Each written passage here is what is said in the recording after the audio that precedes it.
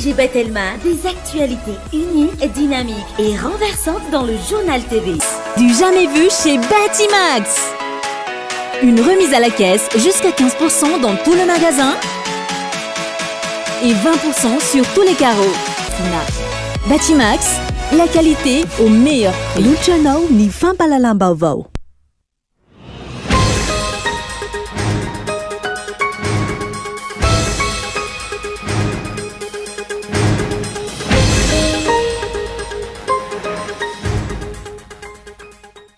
tsy maharesy lahatra ireo mpamatsy vola ny politika mpanjakana ho ny mpaitoekarena Hugo Johnson androany ka antony mahatonga ny tsy fahatanterahana ireo tetikasa voasoratra ao anatin'ny PEM na ny plan émergence de Madagascar tsy mifanaraka amin'ny zava-misy nively rano nataon'ny filoha ka tsisy mpamatsy vola ho azy nintsony amin'izao fiafarany ny fitoam-piasany izao. Miendrika fampelezan-kevitra alohan'ny fotoana avokoa ny fitokanana zava-bita amorina olona maro ataon'ny filoham-pirenena ankehitriny hoy ny mpamakafakara politika Rakotsondany. Tsy tokony olaniana amin'izany araka izany ny volam-panjakana izay azo anatanterahana ireo fotodrafitrasa maika sy lahara-pamihana ho an'ny vahoaka ankehitriny. Samihafa ny sorabola anatin'ny notification nomena ireo tompon-tany voakasika ny tetikasa Tanamasoandro sy ny sorabola any amin'ny Foibe hoy ireo tompon'ny tany voakasika nanaraka akaiky ny dossier. Ireo tompon-tany izay nangataka fiara-miasa amin'ny fiarahamonim-pirenena ankehitriny hitondra fanazavana amin'izy ireo ny lalàna sy ny dingana tsy maintsy arahana amin'izany. Dibitrano nanomboka ny fandalovan'ny rivo-doza hatreny ezohatra amin'izao ireo toeram-pinena ny akamaroan'ny mponina etsy amin'ny trano lava Andotapenaka voalohany.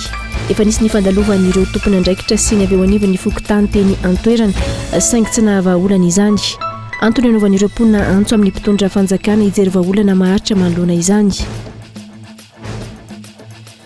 Any ivelany ahitana singa simika chlorothalonil pesticide. Singa simika voarara ny fampiasana azy nanomboka ny taona 2024 ny rano fisotro madio ao Frantsa. Raha ny fanadihadiana nataon'ny Agence nationale de sécurité sanitaire voaloto sy ahitana ity singa ity avokoa ny ray apatelo ny rano fisotro any an-toerana ary avy hatrany ary ny antsiprindreo.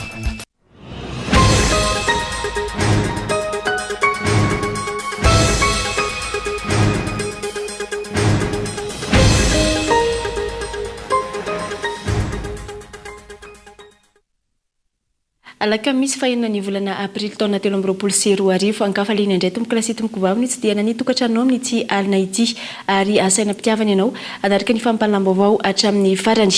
Anomboantsika ny fotoana avy hatrany dia tsy maharesy lahatra ireo mpamatsy vola ny politika mpanjakana hoy ny mpaitoekarena Hugo Johnson androany.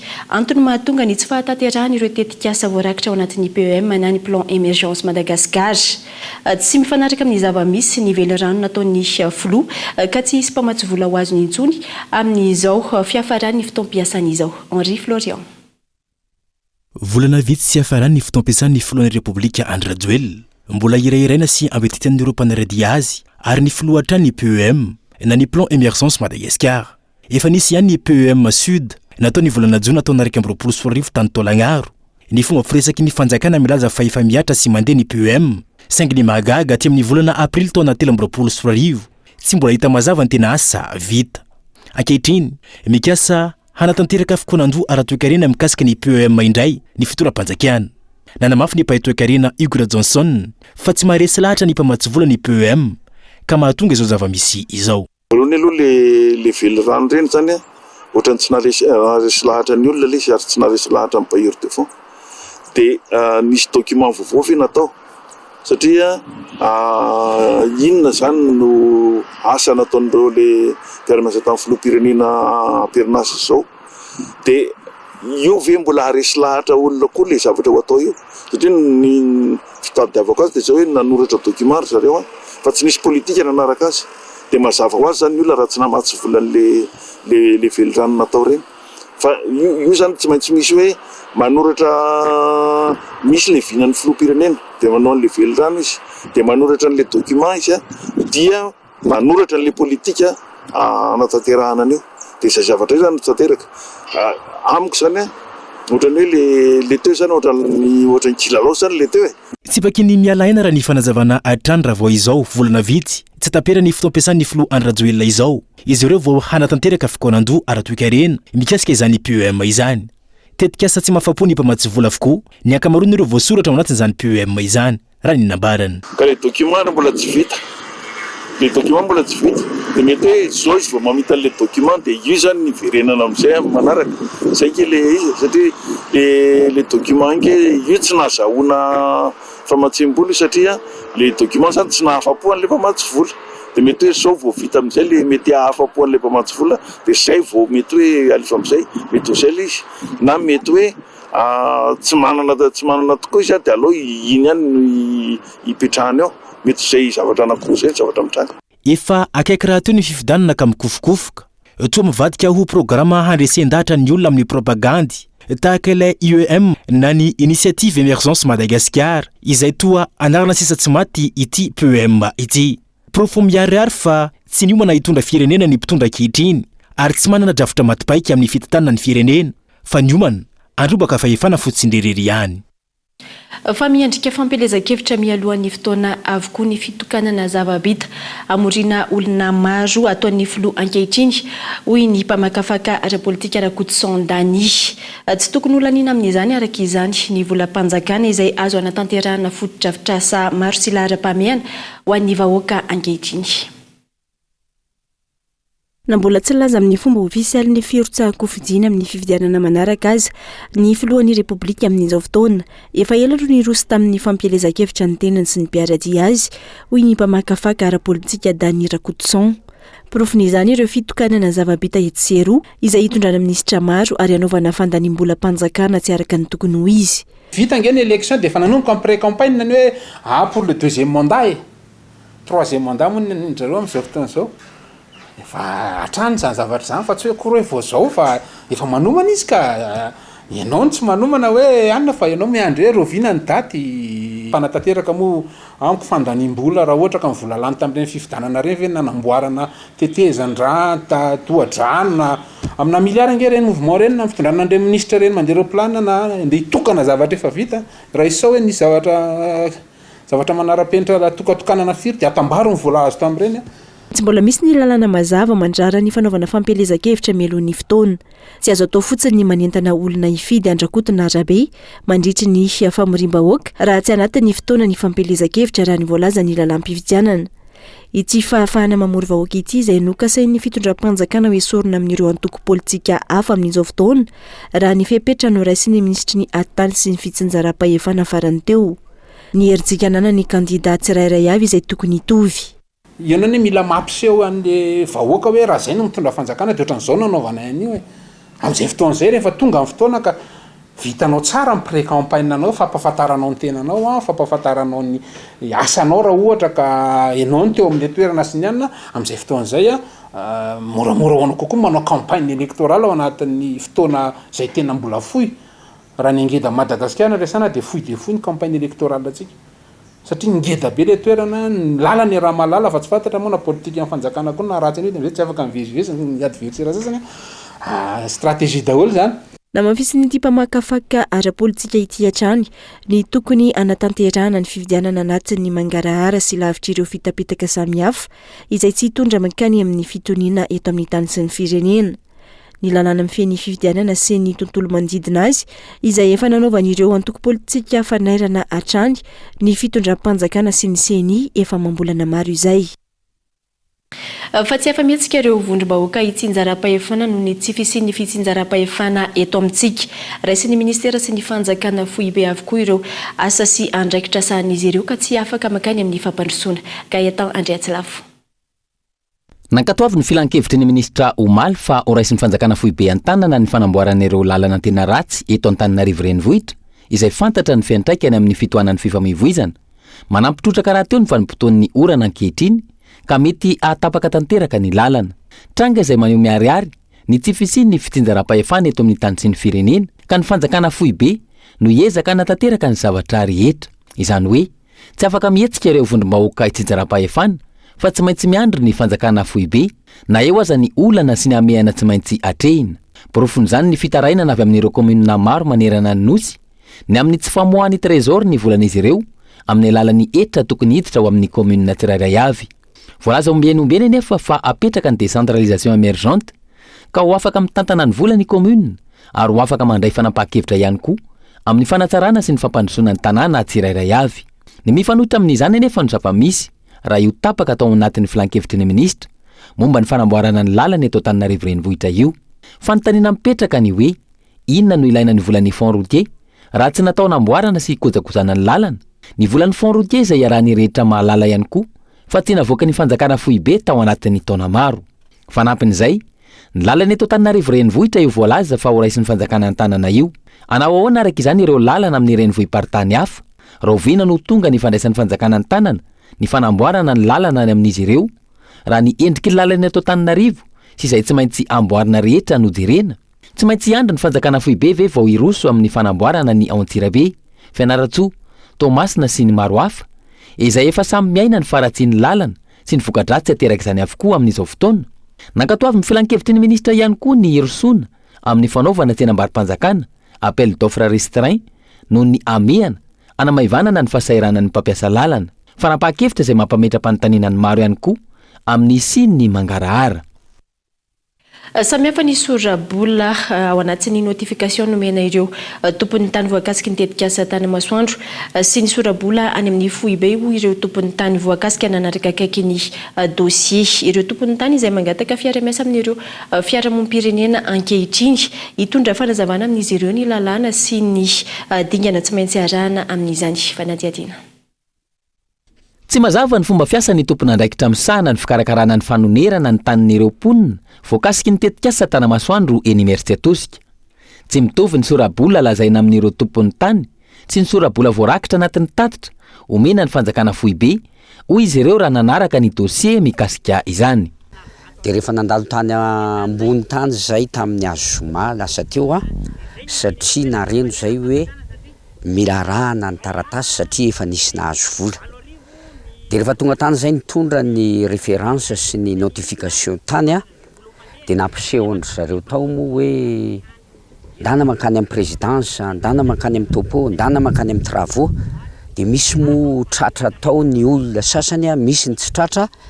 De ny tratra tao moa nampiseho ny taratasy zay ananandry zareo any de gaga zay mahita aty amin'ny notification-nay 5,000 ariary ny mètre carré fa any amin'ny notification any ambony any 7,000 ariary.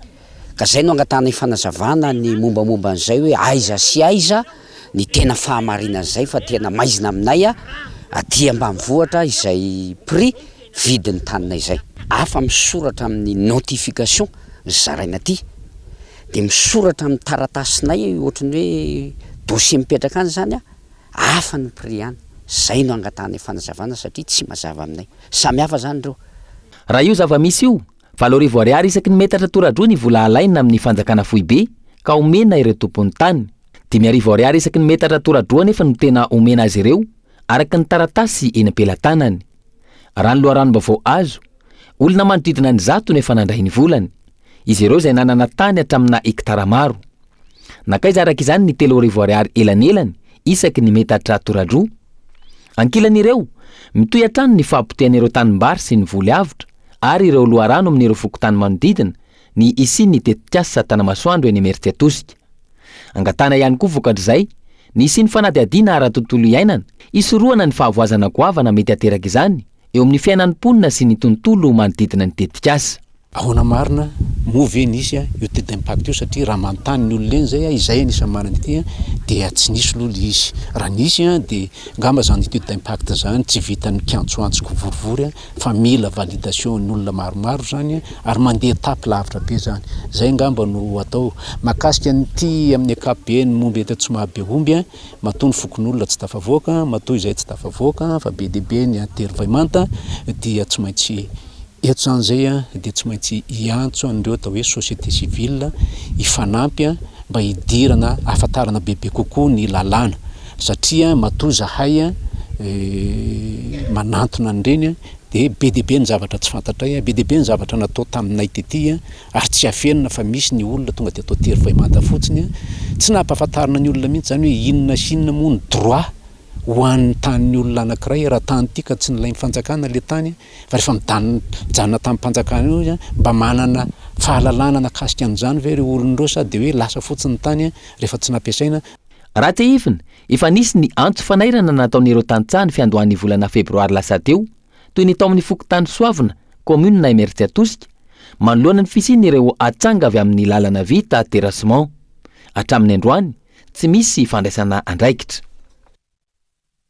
Fanolany ireo mpanolo-tsaina androany tetibolany commune Antananarivo renivohitra ho an'ny taona 2024. Mpanolo-tsaina miisa 320 no nandray anjara tamin'ny tsangatanana fivoriana izay nanomboka ny 17 ny volan'ny martsa lasa teo. Raha ny makasika ny faratsy ny lalana eto an-drenivohitra dia ny tsy fahampin'ny tetiboly eo ampelantanan'ny commune no antony tsy nahafanananao izany raha ny fanazavana fitsy nokoloina.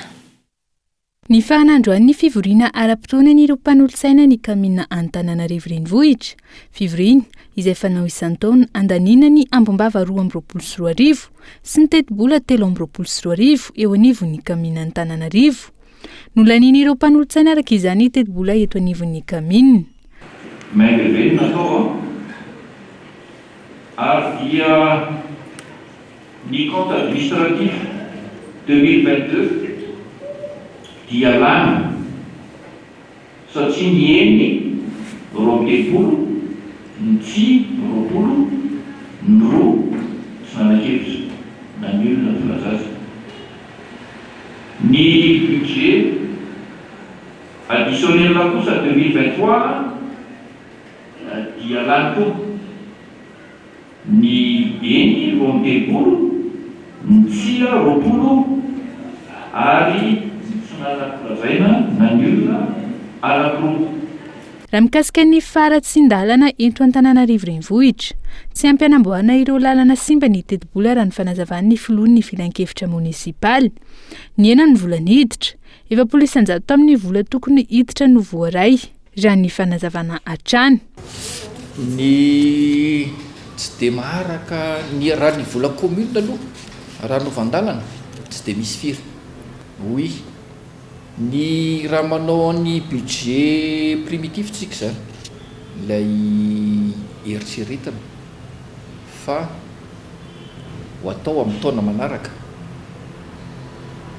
dia hita fa tsy araky ny tokony ho izy le izy, zany hoe tsy a 100% zany ny recette fa teo amin'ny 40% teo ny recette niditra ary izay no nitenenako teo raha renareo miteny tamin'ny zareo mpanatanteraka hoe mba jereo io fidiran'io vola miditra atao amin'ny commune urbaine Antananarivo io tokony manana paikadra zareo anampidirana bebe kokoa zany ny vola miditra eto amin'ny tanàna Antananarivo renivohitra. Nahatra 10 andro ny fivoriana ara-potoana ho an'ireo mpanolo-tsaina ny commune Antananarivo, fotoana izay nandiniana ny tetibola eo anivon'ny commune Antananarivo. Fa anatin'ny sehatra tsy manara-dalana avokoa ny 520 isanjato ny mpiasa eto Madagasikara ary tsy misitraka fiahiana ara-tsosialy. Azo atao ny manatsara ny fiahiana ara-tsosialy ho azy ireo raha ny fanazavan'ireo délégation ivoriana nandritra ny fiaonana tamin'ireo mpiasa sy ny solotena avy amin'ny OIT na ny Organisation Internationale du Travail androany. Nelarana Efson. Tsy ireo anatin'ny sehatra manara-dalana ihany ny tokony hisitraka ny fiahiana ara-tsosialy. Efa miroso amin'ny fampisitranana ny mpiasa eny anivon'ny sehatra tsy manara-dalana ny fiahiana ara-tsosialy ireo firenena maro aty Afrika ary isan'izany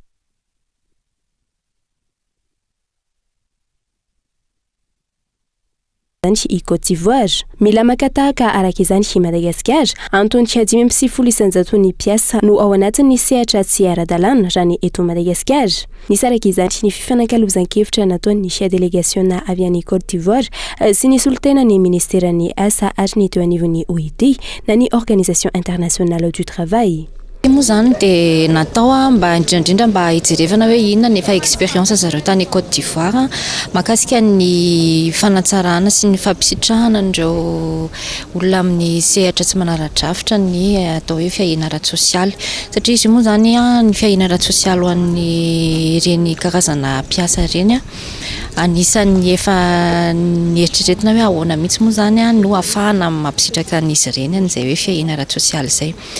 dia ity moa zany a occasion anankiray échange raka tamin'njareo avy any Côte d'Ivoire nyjevana hoe manahoana ny zavatra efa napetraka ry zareo izay mandeha dia ahoana ny mety fomba ahafahana mametraka an'izay eto Madagasikara manaraka an'izay zavatra misy ny toe-javatra misy eto amintsika zany a.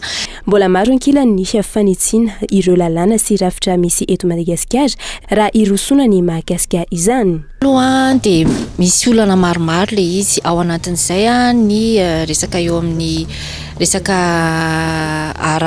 araka lalàna aloha zany eo ihany koa ny resaka structure isan-karazany dia ireny zany no hijerevana vahaolana tsirairay.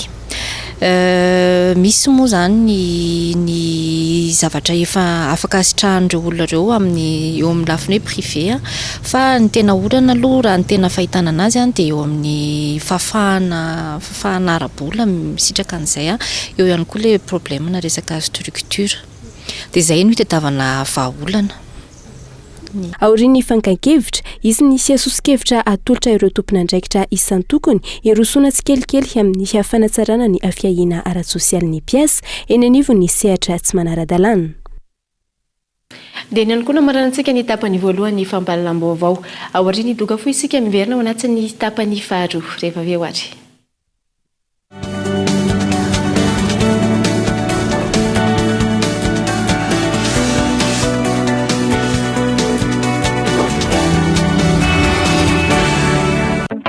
Association Dola Beach dia manolotra ho antsika diaby. Festival Dola Beach 11e édition eo amin'ny plage Vatomandry du 7 au 10 avril 2023. Izany dia ahitana carnaval destiné déguisé, tournoi national beach soccer garçons et filles, animation permanente à la plage avec plusieurs artistes, stand et buvettes, vente exposition, élection Miss et Mister Dola Beach 11e édition et grand spectacle miaraka amin'ny groupe Matanka, Kayamba Tena Easy, Tarka Nantenaina, Kamali, groupe Dodolzik, Wawa, Diamaru, Mahatsaratu. Sponsor officiel, Telma.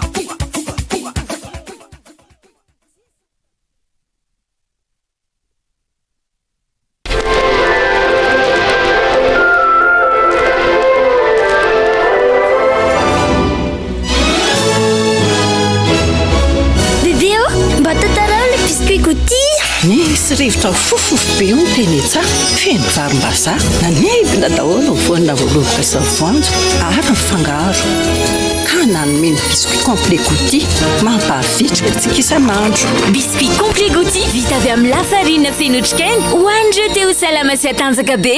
Gouty mamy eriny anio.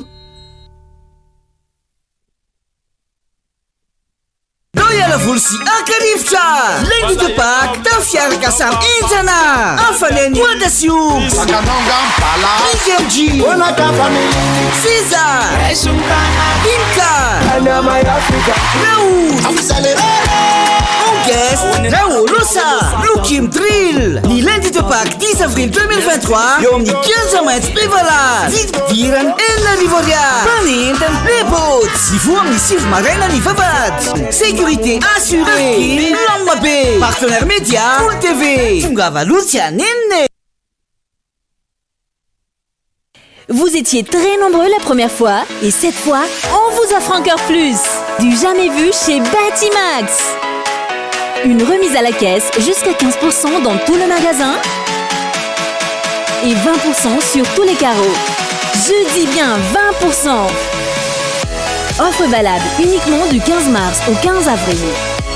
Alors, n'attendez plus. Rendez-vous dans nos showrooms Batimax, Anjar et Tsarlalan, ex-Safina. Batimax, la qualité au meilleur prix.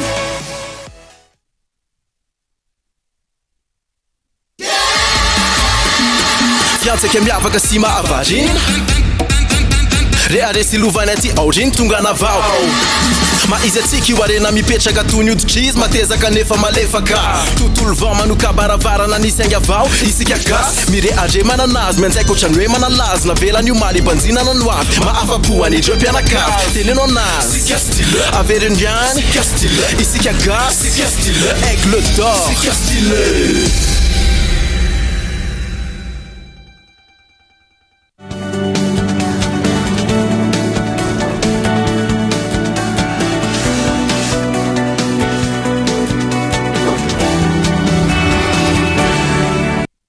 Isorana trano tomboky lasy tomboky vavy tsy misaraka aminay amin'ity alina ity mamerina ny ariaby tonga soindray raha tao anatin'ny tapany faharoa ny fampahalalam-baovao ho fampiroboroboana ny sehatry ny fahasalamam-bahoaka eto Madagasikara ity hoe ao anatin'ny efa taona manaraka izany hoe hatramin'ny taona 2024 indray ny fandaharana asa USAID Access izay vatsiny ny vahoaka Amerikanina vola ity amin'ireo distrika 17 sy faritra 14 eto Madagasikara araka izany tetika asa ho fanampiana ny gouvernemanta malagasy indrindra fa ny ministerany fahasalamam-bahoaka omena tanteraka ny ministerany fahasalamam-bahoaka manomboka izao ny fanohizana ireo hetsika izay efa nataony tetikasa fanampanazavana. Ny domaine d'activité dia tsy miova fa ny zavatena ho amafisinay indrindra dia ny fanomezana antanana anireo zavatra nataonay ireo ho an'ny ministère fahasalamam-bahoaka zany hoe ministère fahasalamam-bahoaka zany manomboka hatreto ny tena hitantana ny fandaharana success fa izahay avy atao amin'ny message sy ireo mpiara-miasa aminay ao anatin'ny consortium izahay kosa dia ame torotanana teknika fotsiny ihany fa ny gouvernement de Madagascar amin'ny alalan'ny ministère fahasalamana tena hitarika ny fametrahana ireo activité ireo any fotony zay angamba no zavatra miova atao anatin'ny 20 volana manaraka. Fanotanterana androany 9 aprily ny fanomezana fitaovana natokana ho an'ireo olona manana fahasembanana izay anatin'ny tetikasa miarina employabilité et automisation économique fitaovana maromaro entina amin'ny fizakantena ara-économique ho an'ny olona manana fahasembanana. Richel Arabarvelo.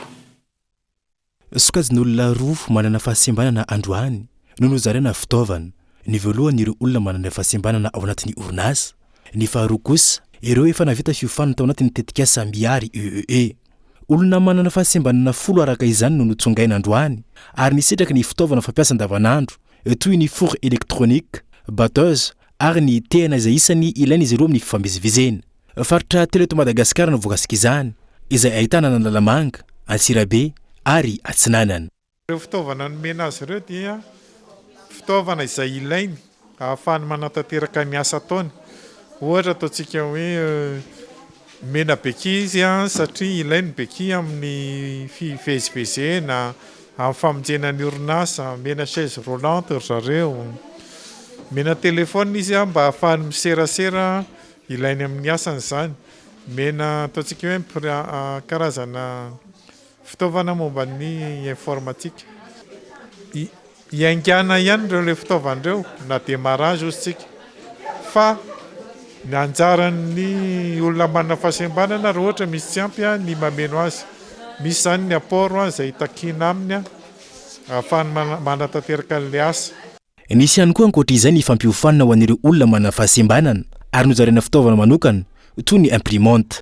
Tena ilaina ny olona manana fahasembanana misy zao tompo satria am'izao zany no ahafahana hoe tena mijery ny ao amin'ny fiarahamonina zany dia nahazo nyreto beky reto dia en plus n'izany nyreto namana hafa na vita formation dia nahazo fanampiana momba ny zavatra nataon'ny tsirairay avy.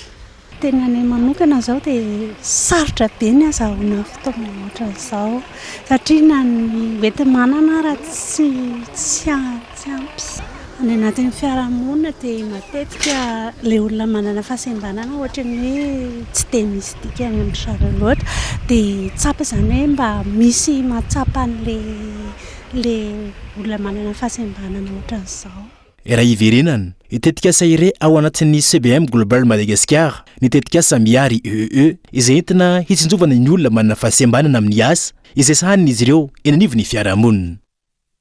Tibidrano nanomboka ny fandalovany rivotoza Tsenezo farany teo ny toeram-ponena ny kamaron'ny mponina etsy amin'ny trano lava andotam-penaka voalohany. Efa nisy ny fandalovany ireo tompona andraikitra sy ny avy eo anivony fokotany saingitsina vahaolana izany antony anaovany ireo mponina antso amin'ny mpitondra fanjakana ijery vahaolana maharitra manoloana izany. Daniela Minorso no mitatry ny andindinin'izay. Nanomboka ny volana janoary, izany hoe efa bolana amin'ity volana aprily ity ireo mponina amin'ny trano lava, andota-penaka voalohany no niaina tanaty rano, noho ny tsy fisian'ny lakan-drano amoahana ny rano raha ny fitarainan'ireo mponina. Anton'izany ny fisian'ireo fanorenana tsy ara-dalàna, izay isan'ny fototra manentsina ireo lakan-drano. Misy moa zany canal fivoahana rano ty taloha, fa lasa nanorenan'olona trano le izy dia lasa tsisy ivoahany intsony. Dia lasa mena ohatr'izao le ponina ety aminay ety zany. Amin'ny ankapobeny aloha ny tena olana mahatonga an'izao dia le tatatra zany no tokony sokafana. Nefa le tatatra zany ohatrany hoe asa mandalo fotsiny le tatatra fa tsy tena tonga dia hoe fixe le tatatra. Dia manjary tsetsina daholo zany manomboka any ambadika hatratrany fa sanatria manala kloty ny olona any ambadika any satria ny olona tsy te hiala. Mampatonga le olona tsy te hiala zany eo amin'le ahotrana ara ny olona vaky ny trano dia maika aveo fa hiala ny olona. Ankilany, tsy vahaolana ho ireo mponina ny fandefasana azy ireo, anampy sy ireo trabonany amin'ny toerana natokany fokontany, itoeran'izy ireo anatin'ny fotoana tsy voafaritra. Tena etaponay zany averina manao trabona amin'ity sisiny ity zahay, nefa zay amena valy teny fotsiny hoe fotaka fotsiny any, fotaka afaka eretanay fa ny rano tsy afaka eretanay. Ary raha ohatra ka manambola ry zareo anaovanay andananay trabona, maninona raha ity rano ity ny ilaina vahaolana, ilaina solution. Manarakaraka an'izany le vahaolana misy fa hoe gasoil no atao. Dia raha anao gasoil dia tsy paipaika anay, fahorinanay tompoko efa izao. Dia mbola anambola indray ve zay anaovana tsy paipaika hividianana gasoil. Zahay zany efa nisy fitarainana ihany nataonay dia tonga ny BNGRC nitondra groupe lasantsy dia tsy ampy 24 heures akory zany le izy dia nalandro zareo satria mandamy be hono le izy. Dia zahay forcena tsy maintsy hoeny amin'ny tsabona nefa zahay mbola tsy nandeha teny amin'ny tsabona zany zahay aloha hatsamin'ny sin'ny rano fa efa zatra an'le hoe mba ritsa le rano zany ritina amin'le groupe gasoil. Dia le izy indray anefany lazaindry zareo fokontany hoe anaovana tsy paipaika zany le izy raha ohatra ka tonga le groupe gasoil. Dia izay ny tsy mety aminay fa tokony mba hoe atao zany le izy mahafanjakana an'le izy dia mba atao izay hanavotana an'le vahoaka aloha fa tsy mety aminay le makeny amin'ny tsabona. Manoloan'izany, vahaolana tokana rosin'ny mponina ho an'ny fitondram-panjakana, ny fanalana ny rano amin'ny alalan'ny motopompe sy ny fanokafana ny lakan-drano amin'ny alalan'ny fijerena akaiky ireo fanorenana trano tsy ara-dalàna izay isan'ny manentsina ireo tatatra. Andao arahantsika indray ary ny fanadihadiana sy ny famakafakana izay entin'ny gazety mpiseho isan-kerinandro Madagascar Matin Hebdo ao anatin'ity fanadihadiana manaraka ity. Pré-campagne, les règles se précisent sur le fond polémique. Io no lohateny lehibe entin'ny gazety mpiseho isan-kerinandro Madagascar Matin Hebdo laharana faha 3 entina isariny mpamaky azy ho an'ny daty ny faha-enina hatramin'ny faha 12 aprily 2024. Avotran'ny Madagascar Matin Hebdo amin'izany fanandritra ny fivahiniana ny ministry ny atany sy fitsinjaram-pahefana tao amin'ny fahitalavim-pirenena TVM ny zoma faraiky amin'ny 30 martsa lasa teo fa tsy azo ny antoko politika sy ny olom-bofidy atao intsony manomboka izao ny famorim-bahoaka ankalamanjana araka ny nambarany ministry ny atitany fanapahan-kevitra izay manao intona ny demokrasia sy ny fahalalana maneho hevitra hoy ireo antoko politika fa io ihany koa mandika dia lalana velo eto amin'ny tany sy ny firenena. Isan'ny nahabe resaka ny maro izany amin'izao fotoana izao ary nisy ihany koa ny fampitambaovao izay navoaka ny masivoy vahiny monina sy miasy eto amintsika izay manambara fa manao intona ny fahalalana ny faleovan-kevitra ity fanapahan-kevitra ity. Ao anatin'ny Madagascar Matin Hebdo ihany no ahitan'ny gazety iny vaovao faritra ao amin'ny pejy 5 didina avoaka ny ministera ny atitany sy ny fitsinjaram-pahefana tsy rara indra valomanina sy ny antoko tiako Madagasikara. Ankoatra izay hita ao anatin'ny gazety Madagascar Matin Hebdo ihany koa ny ampahan-dahatsoratra mahakasiky ny fankalazana ny fahafolo taona ny Nikolo TVFM izay nankalazaina ny faraiky amin'ny 30 martsa lasa teo. Fa isan'ireo tetikasa vatsiny ny bankiera isa-pirenena volany eo anivon'ny orinasa Jirama ny tetikasa LID. Tetikasa izay miompana amin'ny fanatsarana ny fanitarana herinaratra amin'ny vidiny mora kokoa, eo ihany koa ny fitsinjarana ny branchement mora ary ny famatsiana herinaratra ireo CSB rehetra manerana ny nosy. Ho fahatratrarana ny tetikasa nisy ny fampitaovana nataon'ny mpiara-miombina antoka amin'ny tetikasa izay fiara tsy mataho-dalana pick-up miisa 12. Izao no natao fanafainganana ny asa fitaterana ireo kojakoja sy compteur entina manatanteraka ny branchement mora ampiasaina amin'ireo fampidirana jiro mbola miantona ihany koa. Aorian'izao no tonga ny fitaovana sy ny kojakoja samihafa toy ny kits sy ny compteur ho an'ireo branchement mora sy afaka misoratra anarana amin'ny fitsisitrahana ny tetika asa branchement mora amin'ny sarany 30,000 ariary ny olona rehetra raha ny fanazavana. Lafomba hafa dia ho taterahana ny 2020 ny volana aprily hatramin'ny 4 ny volana mai ho avy izao ny tournoi intermédiat 2024 karakarain'ny OJM etsika ara-panatanjahantena izay tafiditra anatin'ny fankalazana ny andro maneran-tany ho an'ny fahalalana maneho hevitra. Ho fanamariana ny 7 ny volana mai andro maneran-tany ho an'ny fahalalany asa fanaovan-gazety mikarakara etsika ara-panatanjahantena intermédiat 2023 ny OJM ny fivondronan'ireo mpanao gazety ara-panatanjahantena sy ireo mpanao gazety vehivavy milalao basket tanjona ny ananana mpanao gazety matianina mirahina ho an'ny fampandrosoana araka ny vidany OJM iray eny Kianja io no loha hevitra nosafidiana. Tafiditra ao anatin'ny fanatrarana zany vina zany ty etsika ara-panatanjahantena ity iray eny Kianja zany hoe fifaninanana ara-panatanjahantena ho an'ny mpanao gazety sy ho an'ireo orinasa-gazety iray eny Kianja ihany koa satria samy rehefa tsika rehetra zao dia samy mpanao gazety avokoa na inona fironana politika ny orinasa-gazety esantsika na inona zotram-panoratana dia ambarako ombieny hoe andoa ijoro irahina ao anatin'izay asa fanaovan-gazety izay. Foot sy basket no ifaninanana ary afaka mandray anjara avokoa ireo rehetra misehatra amin'ny asa fanaovan-gazety. Tsy tsika eny Kianja ihany le manatotosan'le asa fanaovan-gazety no asaina andray anjara ao anatin'le lalao ara-pirala iny io fa eny hatramin'ny mpanatotosan'ny vaovao antsika mandeha amin'ny télé hojerena mpijery hatramin'ny mpikirakira feo hatramin'ny mpanao montage hatramin'ny PAOiste ireny zany no entantsika andray anjara ao anatin'le fifananana iray eny Kianja izany hoe ireo rehetra misehatra ao anatin'ny haino vakijery ny onjapeo ny orinasa fanaovan-gazety fanoratana dia asaintsika iray eny Kianja daholo amin'ny fotoana io. Ny fisoratana anarana dia manomboka karapitso 7 aprily ny farana amin'ny 7 aprily misy sarany 60,000 ariary foty sy basket. Ny 20 aprily ho avy izao no anomboka ny fifanitsanana ary ny 4 volana mai no avy izao kosa no atao ny lalao famaranana amin'izany. Amin'ny maresaka avy any ivelany dia ahitana singa simika chlorothalonil pesticide singa simika voarara ny fampiasana azy nanomboka ny taona 2024 ny rano fisotro madio ao Frantsa raha ny fanadihadiana nataon'ny Agence nationale de sécurité sanitaire voaloha tsy ahitana ity singa ity ny iray apatelo ny rano fisotro any an-toerana fanampanazavana eo amin'ny sary ny France 24. Miteraka ho mamiadana ho an'ny vatan'olombelona ny fisian'ny chlorothalonil pesticide ao anatin'ny rano fisotro madio raha ny fanadihadiana nataon'ireo manam-pahaizana. Ao Frantsa, nampiasaina nandritra ny 50 taona izany teo aloha ka norarana ny taona 2024 ary izao hita ao anatin'ny rano fisotro ao an-toeran'izao indray. Raha ny tatitra nataon'ny Agence nationale de sécurité sanitaire, 430 ny rano zaraina ao Frantsa no tsy manaraka ny fenitra takiana amin'izany.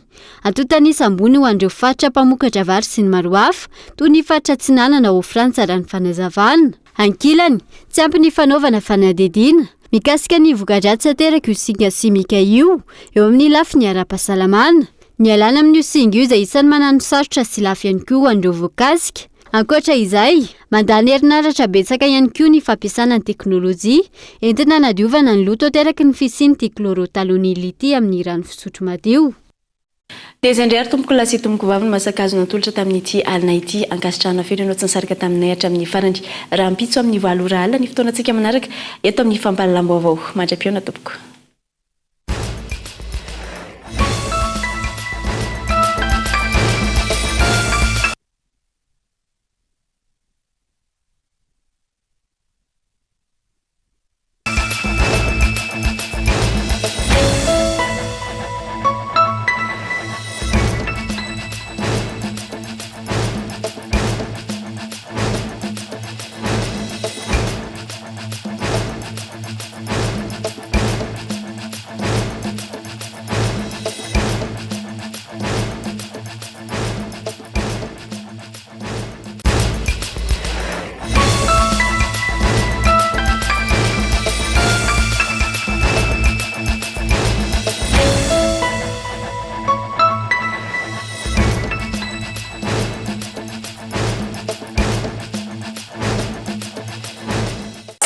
jamais vu chez Batimax. Une remise à la caisse jusqu'à 15% dans tout le magasin et 20% sur tous les carreaux. Funa. Batimax, la qualité au meilleur prix. Vous a présenté Nivava. 5G Batelma, des actualités unies, dynamiques et renversantes dans le journal TV.